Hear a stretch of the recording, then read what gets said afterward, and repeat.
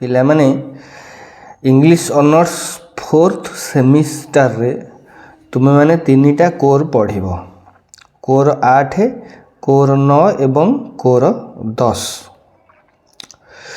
Core 8 रे चारिटा unit अच्छी कौन कौन ना यूनिट 1 रे तुम्हें पढ़िब विलियम ब्लेक कर the holy Thursday chimney sweeper दीटा अच्छी तुम्हें पढ़िब फ्रॉम सॉन्ग्स ऑफ इनोसेंस। तापर लंडन पॉइजन ट्री पढ़िब पॉइजन ट्रीटा पढ़िब कौथरू ना फ्रॉम सॉन्ग्स ऑफ एक्सपीरियंस आउ कौन द टाइगर एतिके।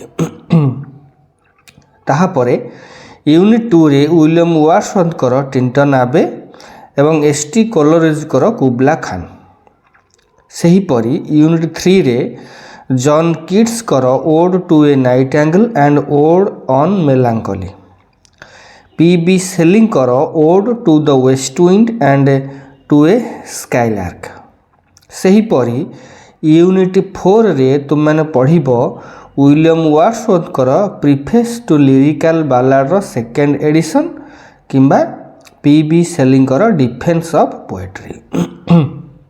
ये गला कोर 8।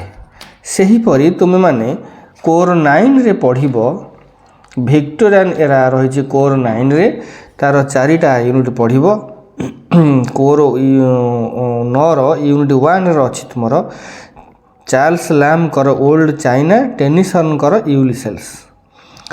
तापरे ले हंट कर a few thoughts on sleep Browning sleep आ रॉबर्ट ब्राउनिंग कर माय लास्ट डचेस।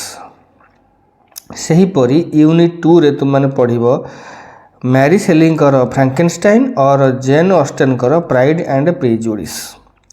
सेहीपरि यूनिट 3 रे तुम मैंने पढ़िब चार्ल्स डिकेन्स कर हार्ड टाइम्स किंबा एलिजाबेथ गैस्केल कर Mary baton.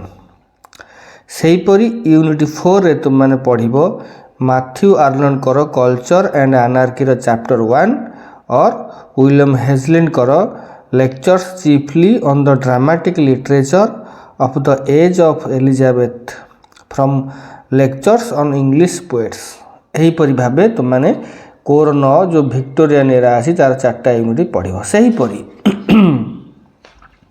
Core 10 American literary जो रेनासा तार तुम 4टा यूनिट पढ़िब कोर 10 रे।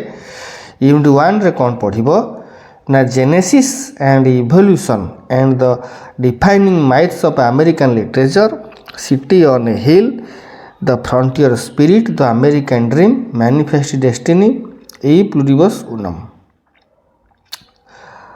एडगर एलन पोकर the raven the tell heart.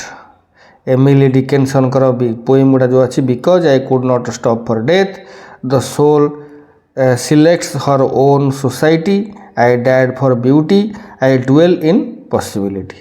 सेहीपरि unit 2 रे तुम मैंने पढ़िया पाइब नाथानिएल हाउथर्न कर द बार्थ मार्क और यंग गुडमैन ब्रोन।